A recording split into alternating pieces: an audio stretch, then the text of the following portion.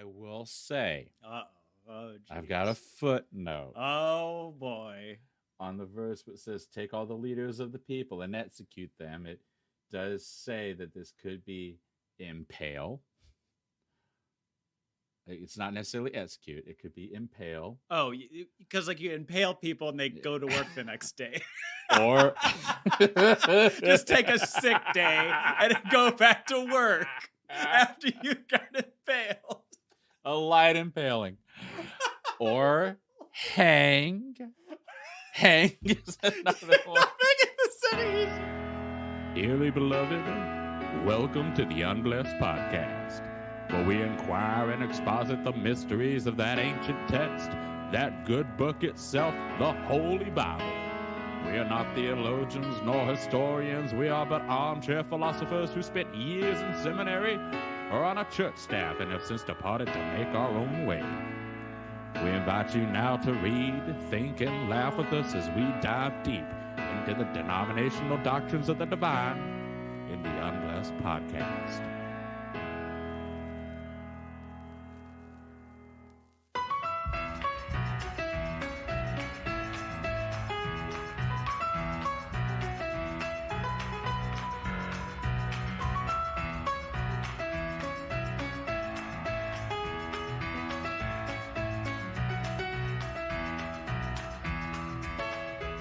Hello, everyone. Welcome to the Unblessed Podcast. My name is Evan.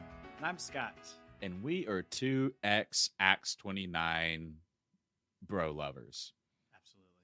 Yep. Scott, did you follow Acts 29 when you were in college? It was a big thing in college for me. Yeah, a little bit. It was popular while I was in high school. It was coming out, and then college, it had the big wigs in ministry like Matt Chandler, Mark Driscoll. Did it have?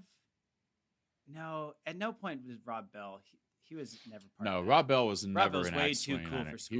He was way too free love for Way too Hollywood. Acts 29. Way too Oprah. It was like bro church. It was like man. Oh, church it was, and it still is, but it was definitely bro church. If you look at the cover of Doctrine by Mark Driscoll, that tells you everything you need to know about I remember the that vibe. book so much. Our pastor passed out a free copy of Doctrine to everybody when I was in high school. I read Doctrine. I read his other book, which was like Metal Resurrection or something like that. I don't know. Yeah. And I read The Explicit Gospel by Matt Chandler, and then really anything by Matt Chandler. Matt Chandler was my like idol while I was in college, and then a little bit after. Yeah. I always thought that he, even in the heyday of Mark Driscoll, for some reason, even though he was such a bro guy, sounded wimpy to me, just as a person. Because I like saw him and I was like, oh, this could be like a man's man. Then he gets up and he's like, all right, today we're going to be talking about this. Like, his voice does not match his vibe. Yeah. And so, or he also just sounded like really whiny whenever he's talking. I remember one sermon, he was asked if masturbating was a sin. Oh. And he was like, I mean, like, if you're masturbating with a lustful purpose, then yes. But if you can masturbate to like a white wall, oh my god! I was like, which like in that moment, I was just kind of like, this guy's talking about real shit. Which these guys they were talking about stuff that like other people like in your normal church you didn't really hear talked about on Sundays, and that was the appeal. Yes, but absolutely. The other side of it was they couldn't balance that with their toxic personalities. Yes, these are at least Mark Driscoll. I'm not sure if the whole network is a part of it, but they had the Act Like Men conferences and their like study plans. And that was always icky to me. I remember I went to, did you go to that conference? I never went to an Act Like Men conference. I never went to any sort of the only like men stuff we would do is we would separate the boys and girls for Valentine's Day in college. And this was actually kind of helpful because it was all the boys would go into one room with the college pastor's wife and would get to ask questions like, Oh, I didn't know that was coming. yeah, but it would be like, so when my girlfriend says this, what does she really mean? And all the girls would go and sit with the college pastor, and he would be like, you know, trying not to be creepy for an hour. Yeah, I know. Jeez. But it was probably more helpful than hurtful if we're honestly thinking about it, because it's not just like all dudes sitting in a room and being like, so did you jack off? Yeah. I love the thought of Christian college guys that are just so unaware that they can get in a room with someone, just somebody's wife, just not even like she's licensed, just like, this is my wife. She's going to tell you about the birds and the bees. These guys never got a straight talking to from their parents or anybody in school, or any sort of talking to on like I'm for sex education. Why not? Any sort of talking to about just how to talk to a girl. Yeah. Like there's so like many actual dudes, that go through youth group and college ministry, and they have this idea of courtship and marriage that is so far removed from reality. You know, they think like, I'm going to find a woman of God and I'll address her parents and her parents will give me her hand in marriage, and then we'll, court for a week and we'll be married in 5 weeks. And then like just this crazy fast timeline. Did you know people like that were just like very into I never knew somebody like that. I knew my college pastor was like, heads up guys, quick engagement, do it. He's like, you're gonna want to have sex. And I was like, you know what, that's smart. Which like our engagement wound up lasting a long time because of COVID. 30 years. Yeah, 30 years. But I remember I went on a date with this girl one time, and I asked my college pastor for advice, and he was like, tell her that you're dating for marriage. Oh my you're going for it. And so I sit down with her. We go to a Mexican restaurant. First date. I'm just like, I'm not. And in my head, I was like, I'm a badass. But it probably came out like, I'm not messing around. I'm dating with the purpose of marriage. So if we're going to date, first date, I want to date you for the purpose of being my godly girlfriend and then maybe wife. Wow. How'd they respond to that? She was like, I really love that. And then like 3 days later, dump me. I really love that for you. She's like, that's what I'm looking for. And then 3 days later was like, no, thanks. I'll tell you, I was probably in the same boat. I was very much like a cringy, very forward, like, this is an intentional relationship, like this is. I want to be intentional, and I want to be intentional, and I want to us to be thinking about marriage and like having babies and having grandkids right now. And so much pressure on a first couple dates to like get all that out in the air. Like you can't just like relax and just like, let's just get to know this person and joke around. And to be fair to my college pastor, like I think he kind of misjudged the scenario, because I think he thought we were kind of past the point of. He thought it was a second date.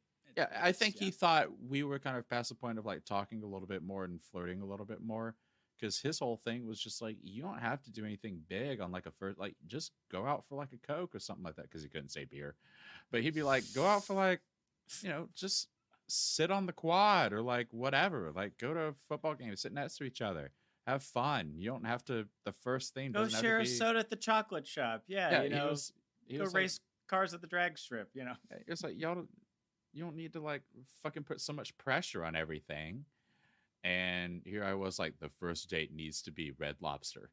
Ooh, a man of fine taste. I know. Look out. I was trying to impress. Oh But my gosh. So you whipped out the I'm super serious about this day yeah, one. Amazing. absolutely. Yeah, Acts 29, they had a knack for that. They really tried to push men to be, I mean, men. We gotta just like, you gotta work out and you gotta have a gun to protect your home and you gotta be smart and you gotta tell your wife she looks hot, Yeah. all this stuff. I just remember like And at yell that, at her if she's 8 yeah, months pregnant. yeah, yell at her. Yeah, Oh, tell her to wow. go. She should do the grocery shopping. That's a side note for something else that happened I know. in the news. I could go off on. Jesus. Yeah, Acts 29. The whole network was. We were talking earlier. Just felt like a bro culture, kind of like cigars and beards and like. I do leather work in my garage and I And here's the thing. smoke meats. I love almost everything, bro. I love beer. I love college football. I don't like tank tops because I got hairy pits. But like I am generally hairy. So just that it does Generally, Harry. yeah, generally hairy. um but like they don't work well with my body, but like almost everything bro wise. I love Miller Lite. Like I love all things bro, but whenever somebody tells me I have to like something for another reason other than just to fucking like it, Ooh, that's where I get that's where that's a that good mentality point. kind of like seeps in and starts to be wrong. If this might make it on the podcast, this might not. But owning a gun just because you like guns, I think is fine. Yeah, sure. Owning a gun because you want to be like, I got a big dick, is Yeah, different.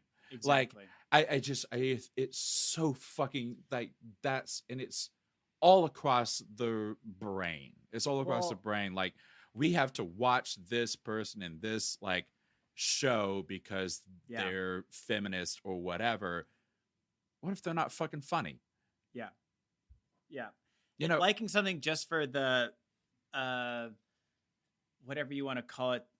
I hate saying like signaling, but like the ideology, like, oh, I'm gonna, attribute to this, like this political party likes this, therefore I will like this, or my religion says I like this, therefore I like. You're not doing, like you said, you're not doing yeah, it because you enjoy the thing itself, and I think that's important. Is like you could have a tendency, like I feel like, yeah, probably it's totally fine to have a tendency to like. I like sports too, and I like dad rock and butt rock and like uh, all that kind of stuff. It's like at the same time, I don't think that's what makes me like quote air quotes, but a man. It's like to say like, but you have to like sports and football and guns and lifting weights and all that stuff. It's like, or you can also like, I also like dancing. I like singing and like, I like being a goober and I like cartoon. There's like all sorts of things that you could say like things I enjoy, and those don't make me more or less of a man or whatever you are. So I just Acts 29 like pushing this agenda, or really any church, of like, I was reading on their website and it's like the Bible's clear about what makes a man. And it's like, I don't think it is. I don't think it's clear what things you should enjoy.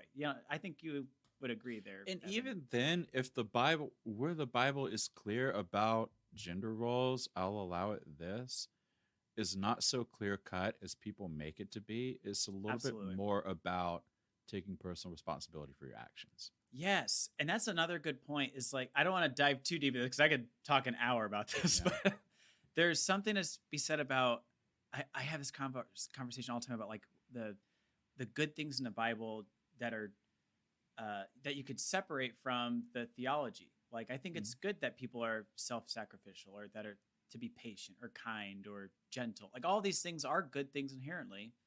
And the same thing with like gender roles. It's like, yeah, like you should just be self-sacrificial, whether you're a man or a woman, or like what, you should be patient and kind, whether you're a man or a woman. Like, just why not go after all these things? Like we were always taught as kids, like, well, it's the women that need to be patient and kind and sweet and, caring.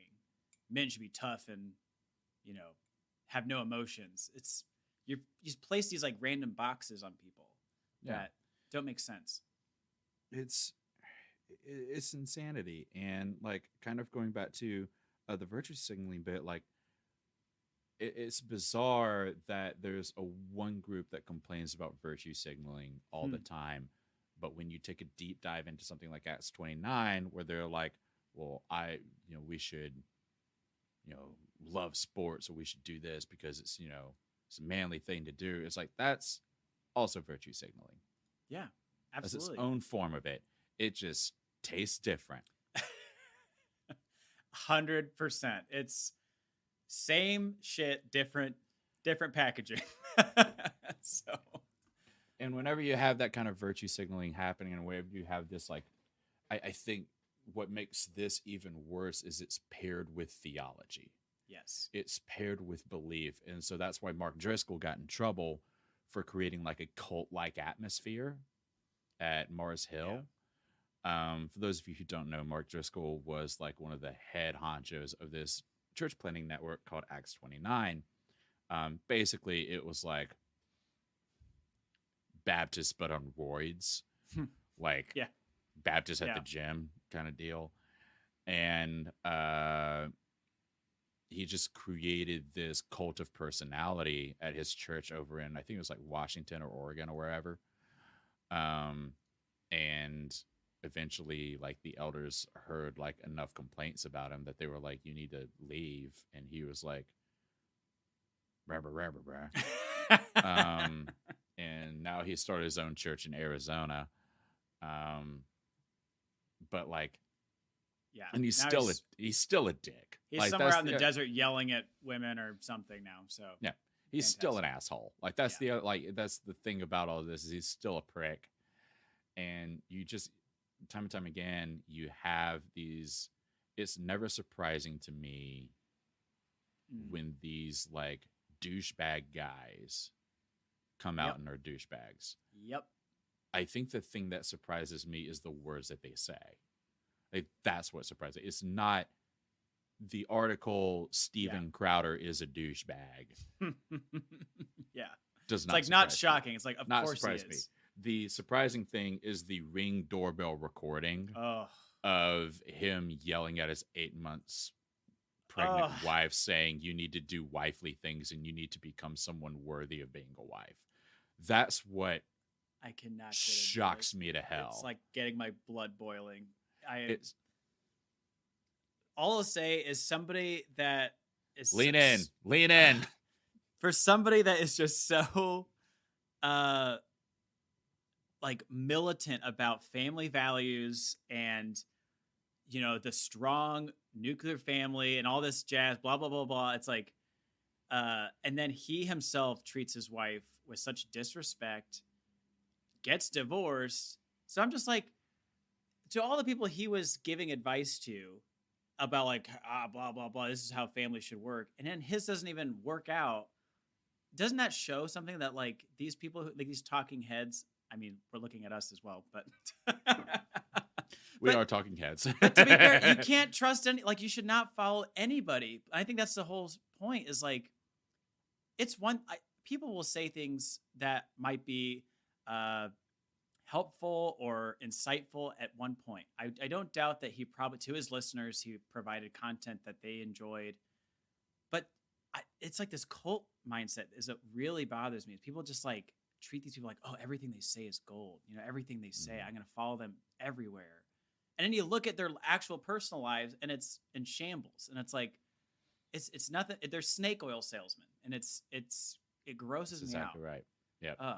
So, and that's what I could keep popping off, but yeah, that's what like Acts 29 and all of these like culture war guys, that's all that they dive into. Yeah, is they're just peddling snake oil. That's all that they're doing. They're not giving you any sort of substance. They're not providing any sort of tangible. It stirs up anger. Yeah, they just want to put gas on the fire. And to be fair, like, I think where Matt Chandler is different in that, this is going to be weird, and it's going to be weird to say. I think his only thing in regard to culture war that I'm familiar with, and I can be wrong, and that's okay if I am, please email me. I haven't watched a Matt Chandler sermon since probably 2016. Yeah. But I think the only thing that he engaged in was the talk about abortion.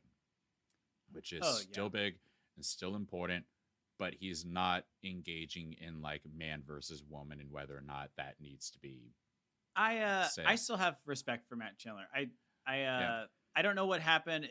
We were talking earlier again about like he had some weird Instagram like text conversations with somebody. I don't know anything about that, but beforehand, like I thought his sermons were not as divisive or as like anger filled as like Mark Driscoll's. So Yeah, and I don't know, you know. where he lands on the rise of the trans conversation with churches or anything like that. I don't know. Yeah, honestly, I don't have a good temperature check on most of these churches now, like where they stand. We're so far. We were like looking at the Acts 29 like board. Like back in the day, we'd be like, "Oh, this person, I bought their book. This person, I bought their book." And now we're looking at it, and I'm like, I think I recognize one person. Yeah, we're so out of the game. We now. have no idea. So Yeah. good luck listening to us with anything. We're saying that like Steven Crowder may have given his listeners like a nugget. Good luck with us. Yeah. Like we have nothing helpful. We have nothing helpful. Speaking of nothing helpful, there is a commercial out there for our favorite museum. Oh, my favorite. The Ark Encounter. Yes. And there's a little cartoon, and it's this llama being invited by giraffes, because you know how they're friends. And a kangaroo. To the Ark Encounter by by a kangaroo and the giraffe family. And it's this little llama called Izzy or Isabel. And she walks up to it and she's like, increíble, because she's Spanish because she's a llama. And it's so weird. It's such a weird like vibe of a thing. And I think the best part of the commercial, in my opinion, is the dad looking at there are two things I like about it. One is the dad looking at the ark and going, "It's good to be back." And I'm like, were you on it? He's got glasses on, by the way, and a bow tie. And he says, "It's good to be back." And that's my other favorite thing is how Gen Z friendly the whole thing is. Yeah. Like the llama has like purple hair and like a side swoop. And then the giraffe has a fashion thing that I have never understood. And maybe I'll get on this rant because it happened with Old man yells at cloud. Here we go. It happened in the 90s. Pretty sure it happened in the 80s. I don't understand headphones as fashion. I'm on this train. Yeah. That's not a hat. It's meant for your ears, for you to listen to music. If you're just walking around with headphones on your head and not over your ears, I don't think you know how they work. You can put them in the backpack that you have or around your neck makes more sense because it's kind of like, Evan, it was a giraffe. Where do they put it on their neck? It slides all the way down to their butt. That was an artistic choice. They could have just not drawn the goddamn headphones. Where would they put it? They would just go, woo. You could have just... A giraffe doesn't listen to music. They got ears. Yes, they do. They don't listen to music. Their ears are as big as your head. No, they don't. Show me a giraffe that listens to music in real life. That was a real life giraffe, Evan, in the commercial. The actual fuck up. It was real. It's like, look how real they were. They went to the Ark Encounter. So you're telling me that they make bow ties for giraffes as well, and do glasses. They not? I saw a video with a giraffe with a bow tie going back to the Ark that he got off 4,000 years ago. Oh, my This favorite also part. does beg the question. So they decided that the bow tie should go at like the base of the neck. Yeah, that was a very interesting artistic choice. Not the top of the neck. Yeah, not the top of the neck. Which I think is fair because I think for a necktie, it's supposed to cover your torso. And I think to end this debate, the tie on the giraffe is covering the giraffe's torso. And it's not covering it at all. Well, it's a tiny little, butt ass naked. Which I think that's something that also upsets me, where it's just so he obviously has access to clothes. Yeah, and technology. What? Why is he just wearing glasses and a fucking bow tie? Well, they can't be naked in the Garden of Eden. It's too sinful. They are naked. They have to cover. If I were to walk up to you with just a bow tie and glasses, I wouldn't say you were naked. I would just say he only has a bow tie on. Would I be more naked than not naked? You'd be inching closer to naked is nothing but it's like an infinity on the scale. Like it's unreachable. It is reachable. No, at what point? Pure naked is reachable. If I just take all my clothes off, no glasses, no nothing, and if I'm shower state, then I am naked. I think you could get even more naked though. There's No, always you a possibility to get How? more naked. How? Shave? No. I could see more of your face. Body hair is not like that's a completely different thing. That's a completely different thing. By that logic, a giraffe is never naked. I just think hair is technically a covering. So okay, I will take that information and apply it and go to Home Depot fully naked. Do it. And just I'd tell love a cop to see. Okay, like what do I want to know what you think will happen? I think you'd be just fine. You'll be just fine. Here's the thing, you're wrong. And we both know you're wrong. I think you would have a little bit better time if you had Is a hair. gorilla in a suit clothed? Like yes. Okay. So what about a gorilla not in a suit? Clothed or not clothed? I didn't say he's clothed. I just said he's naked. Getting closer to even more naked. That's just infinity. There's never a reachable moment. You just keep getting even more naked. Okay, well then let's do this. What's the point at which you are so naked that it's socially unacceptable? That depends on your state law. I don't know. No, it doesn't depend on your state law. It does not depend on your state law or federal law. It's socially acceptable. According to God's law, once you put fig leaves on, you're covered. You're covered? Yeah. Okay, so what's the bow tie to fig leaf? Like it has to be bigger than a fig leaf. It has to be bigger I don't know. I'm just yanking your chain. You wanted to die on this hill, and I pushed you I love dying on this hills. hill, and you wanted to stay here. Don't get mad at me. All I'm proving is that the necktie in the giraffe does belong in the bottom of the neck, and I will die on that. I will die on that. But it's not a necktie; it's a bow tie. It doesn't matter. It goes around the neck. It's not covering nearly as much, but the necktie would not cover anything either. Either way, the Ark Encounter sucks. I would much rather debate this a whole day than go to the Ark Encounter. That's how much I don't want to go to the Ark Encounter. I did have this moment of, we were talking about this for a long time, but then I was like, no, I want to keep going because I'm so angry right now. I love that. Not know me after all these years. Oh man, I wanted to stay with this bit. I love that the like top comment is like, because the llama just goes like, the giraffes are inviting the llama over, and the llama's like, I'm down for anything, even if it's boring. And then the kangaroo is just like, what?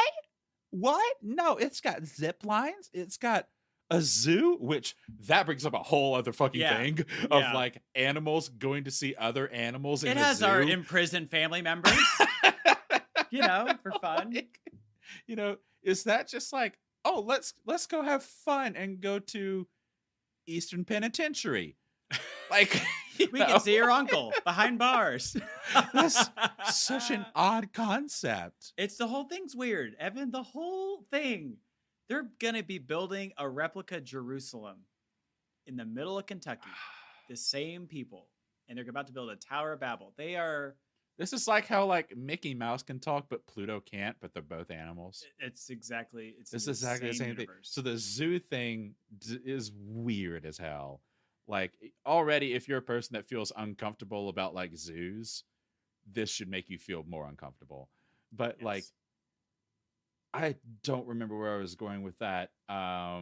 With the boring bit, I got so distracted by the fact that there's a zoo. Well, speaking of zoos and iron bars, I want to talk about a verse in the Bible where someone gets impaled by Ladies a and piece of gentlemen. iron. Ladies and gentlemen, the master of transitions, Thank you. Scott Moran. All right, we're 30 minutes in. What are we Oh, talking Lord. about Oh, today? fuck. So today we are going to be in the book of Numbers, and you might be like, Evan, that's just a book of Numbers. No, it's not. It's a book of some crazy ass stories. Well, there are numbers after each sentence. There are. Well, that's with everything in the Bible. With Sorry. Numbers, it starts off with a bunch of numbers, but then you get into like The weird stuff. teens and the 20s, and you're like, oh, there's some juicy shit in here. Numbers is today- like the dark magic book of the Bible. It has all the like witchcraft and like silly, weird spiritual stories. Yeah, all of Moses is just like God gave Moses a wild amount of power, Yeah. a wild amount of magic. Insane. Absolutely yoked with power. Yeah. Stacked. And he was just like, I'm going to drop this staff on the ground. It's going to turn into a snake. Going to pick it back up. It's going to turn back into a staff. And I'm going to put my staff in the water. The Nile is going to turn to blood. Sick. So I'm going to make it rain fucking frogs. Do you think those were like the cool superpowers back in the day? Like, you know, like right now we have like Spider-Man and Superman, like Green Lantern, all these like cool, you know, they have really cool powers. Was it back then like, boy, I wish I could just make it rain frogs? Yeah, weird that God wasn't like, hey, you got the power of flight now. Yeah, like why not flight and super strength of any of these people? It's always like, all right, you can make crickets appear out of anywhere, or like you can crush skulls just by looking at them with your staff or something. Very specific superpowers. Very, very, very specific superpowers. Like always they always hinge on something else. Yeah. So starting in chapter 25, while Israel was staying in the Acacia Grove, my favorite new pop-up restaurant, the people began to have sexual relationships with the women of Moab. I know, Yours is a little more gentle in that verse. Mine says they began to whore with the daughters of Moab. Jesus. Jeez, I don't know. It's ESV. Maybe your book needs an update. So the women invited them to the sacrifices for their gods, and the people ate and bowed in worship to their gods. So Israel aligned itself with Baal of Peor, and the Lord's anger burned against Israel. The Lord said to Moses, take all the leaders of the people and execute them in broad daylight before the Lord, so that Jesus Christ. The Lord said to Moses, take all the leaders of the people and execute them in broad daylight before the Lord. The Lord referred to himself in the third person. Yeah. Pause just on that verse. So one thing, Baal is like a term that just means like God. It's kind of like, it could mean for any religion. It's like the Baal of Peor. So it's like the God of this, nation. So to me, it's wild that essentially the Israelites are sleeping with another nation and starting to worship this nation's God. And he's so angry, he just commands Moses to like, hey, take all their like government leaders essentially and murder them in the street. Can you do that for me? Like, messed up. This is crazy. But we'll just keep going. Yeah, sorry. And it's a little bit weird if you consider a literal translation of the like commandment that talks about not having other gods before me. Yeah. Doesn't necessarily mean that you just have to believe in Yahweh. Just means that you can't believe in any God being more powerful than Yahweh. Yeah. Because why That is a say very good before me? distinction. Yeah. Why say before me?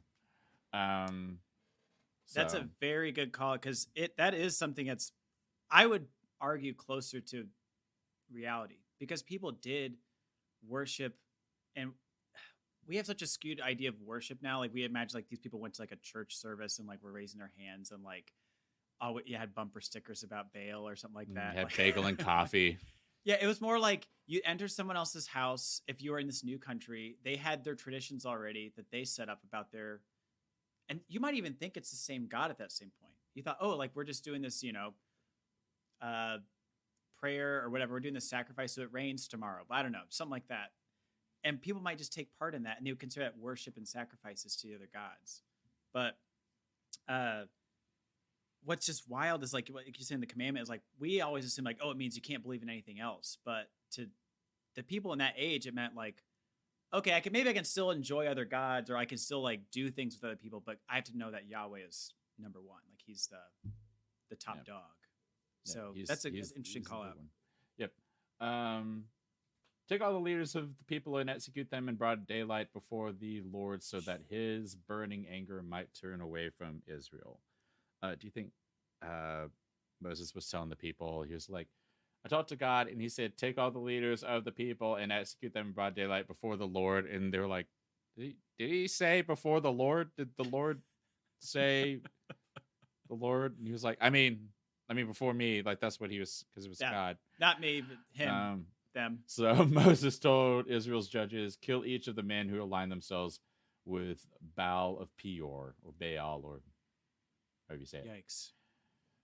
This is my favorite part. An Israelite man came bringing a Midianite woman to his relatives in the sight of Moses and the whole Israelite community while they were weeping at the entrance to the tent of meeting. So already, like, shit's going down. I want to know what that scene really, like, so is Moses, like, having brunch outside the tent or something? And then these people are like, let's get married right in front of Moses and walk right in front of him. Like, yep.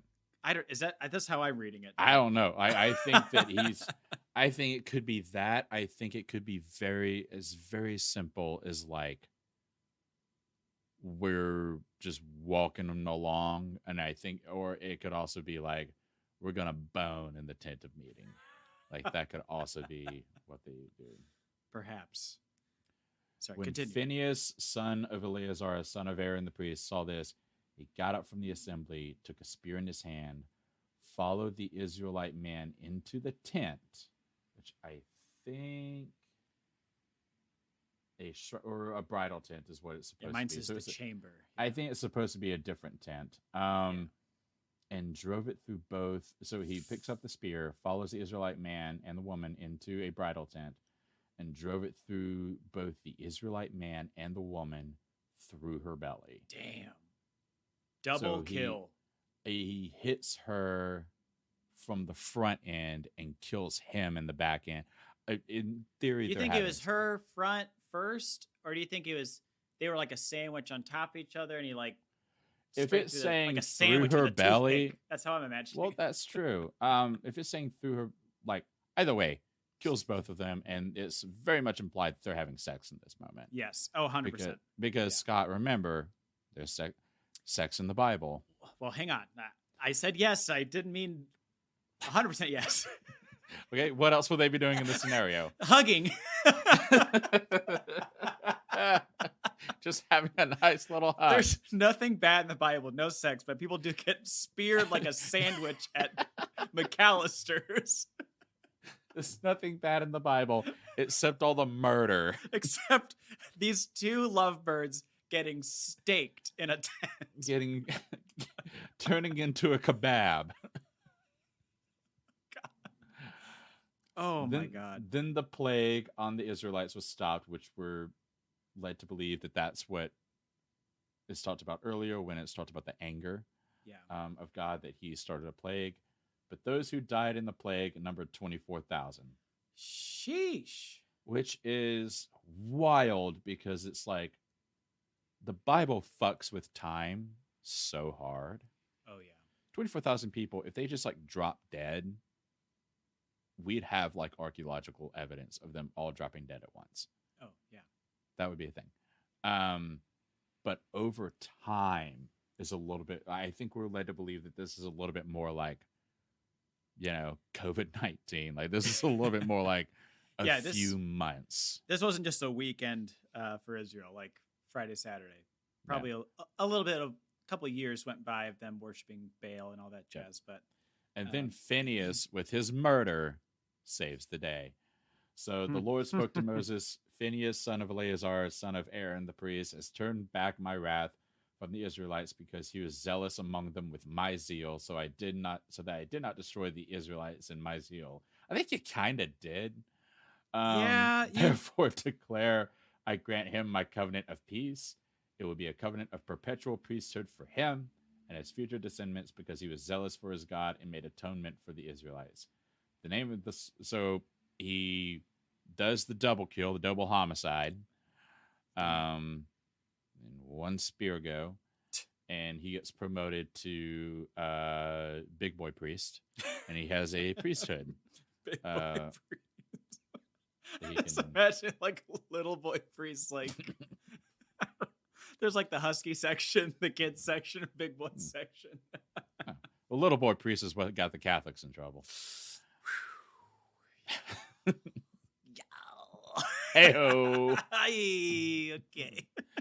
The name of the slain Israelite man who was struck dead with the Midianite woman was Zimri, son of Salu, the leader of a Simeonite ancestral house. The name of the slain Midianite woman was Cosbi, the daughter of Zur, a tribal head of an ancestral house in Midian.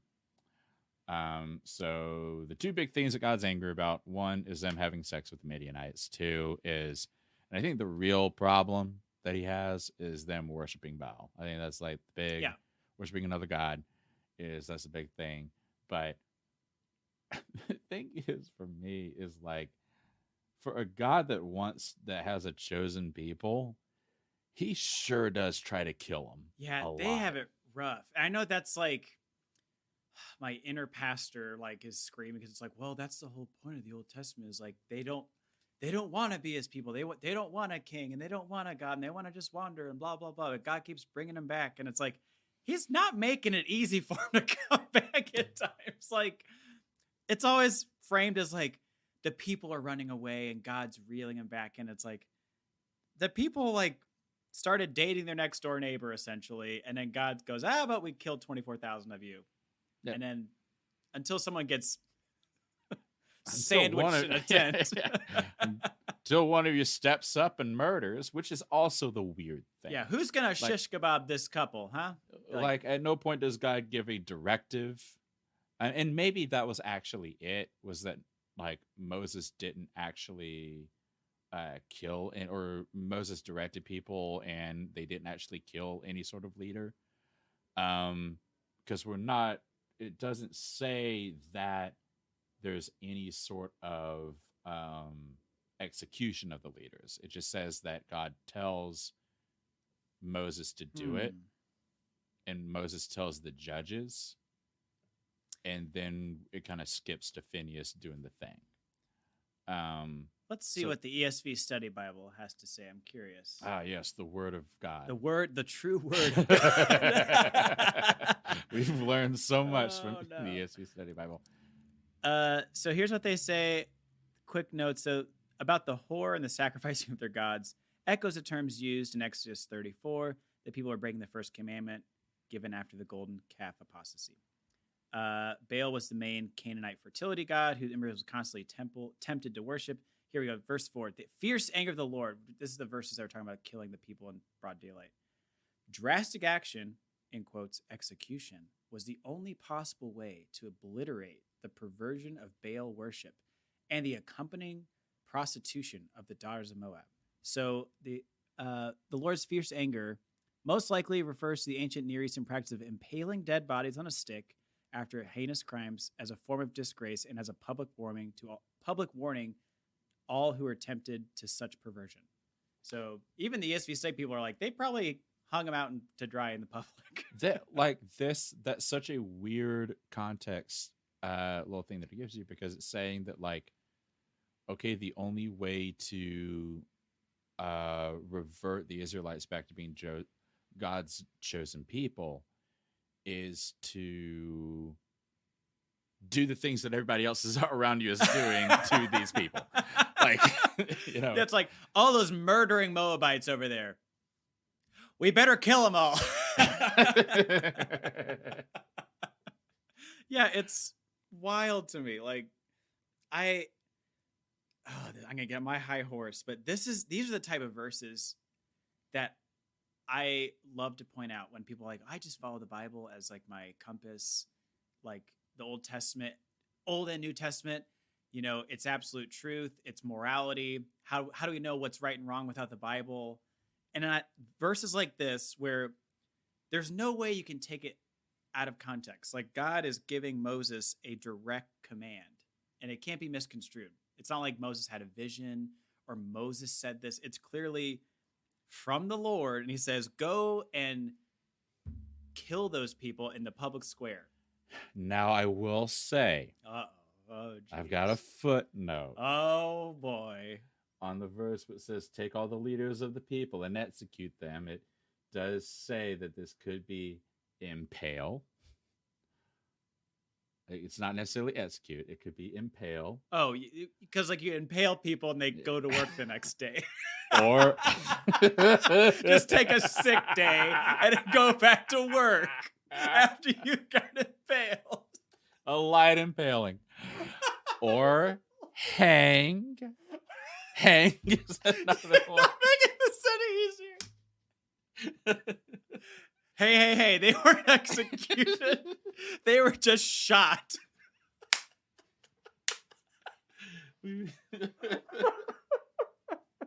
What are those nooses for? There's a light impalement. Or expose. Oh, expose. What does that mean? Expose them? I think expose like their insides. Oh my god! Like, based on what every other thing me is telling me, I think it means like a vivisection. I think that's what we're looking at. Like they got degloved in public. Yes. Oh my god, I love it. It was like they might not have been executed; they might have just been poked with a spear. You ever seen that? You ever seen Hot Fuzz where Timothy Dalton like lands chin first on the steeple model? It's like that. The next day they go, all right, get down from there. You're down. We just wanted to kind of scare you, He's like, my back, my spine. Can't walk anymore. Well, it sounds like a you problem. Well, stop having sex with Moabites. Why don't you do that? Oh my god. Oh man. But to that point, it's these types of verses where there's instruction from God and he tells people to murder and kill. And I'll kind of get in our final points as we're at 45 minutes. Before you do, I want to point out one childish dumb thing. Please. And this has nothing to do with theology. This is just me being ignorant and me being an American English speaker.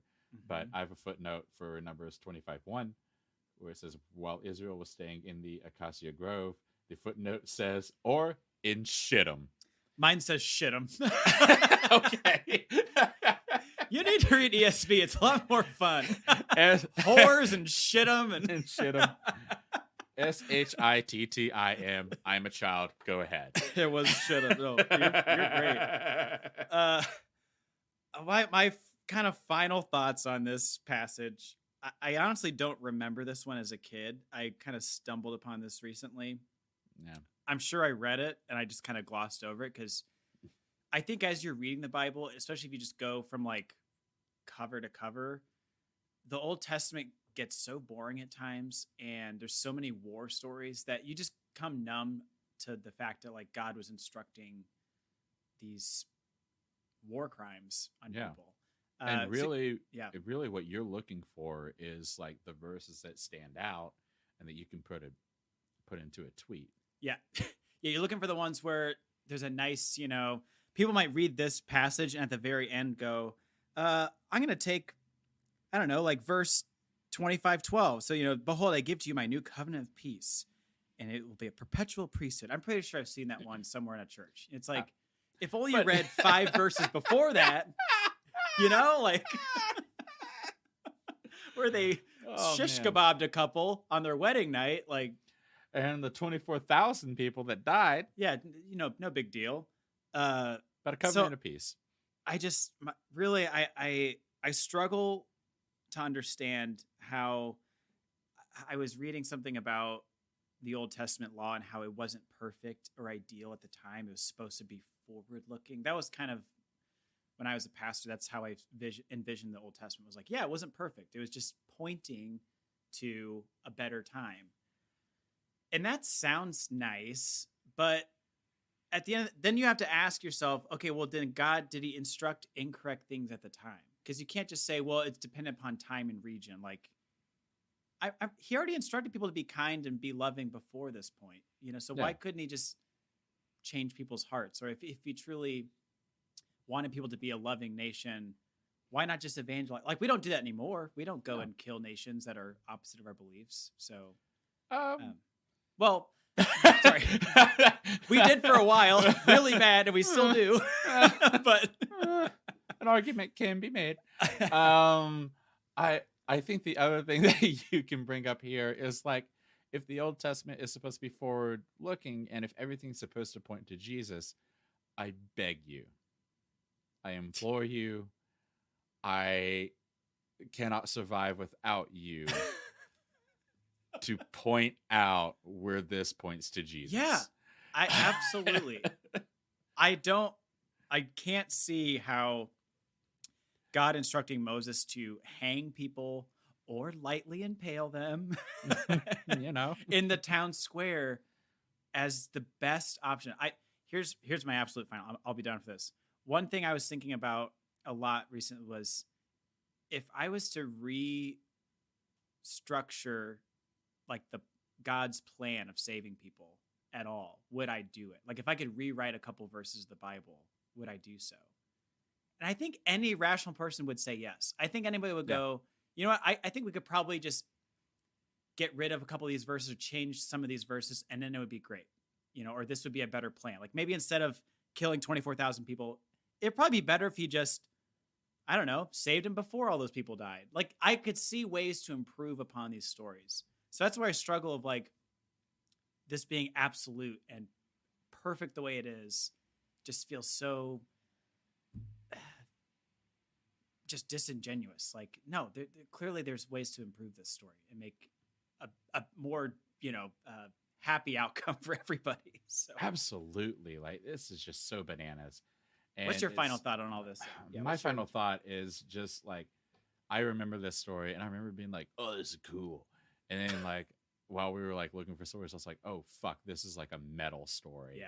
And it is pretty metal. It is. Like, objectively speaking, it's another one of those stories in the Bible where if you let the Bible be the Bible, it's gonna Bible.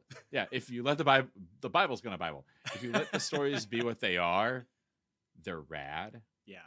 Like, this is a Game of Thrones type story. Hell yeah. This is like a Red Wedding type deal. Like, truly. But then you mix in the theology and you mix in that this is religious, and that's kind of what we were going back to before.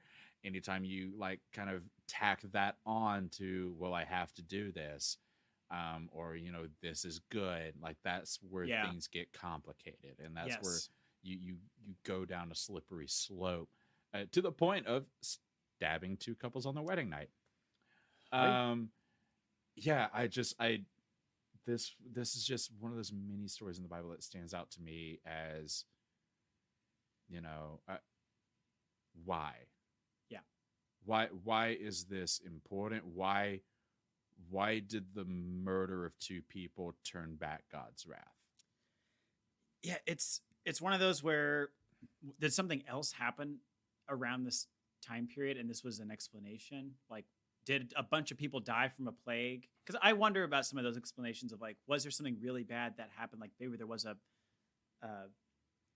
actual plague that was occurring, and so people just attribute, oh, well, we did start having sex with those people next door. Maybe that's why people started dying. Phineas committed that murder, and then all of a sudden everybody's okay. I mean, I do think that's how things kind of went. Was like, oh, remember when Phineas like double killed those people? Then everything kind of got better. That's probably when God was happy with us again, because he killed those people. I don't know. It's we really can't be 100% on what the story's in here for. Remember when Phineas made a spit roast out of two people, and then everyone got healed?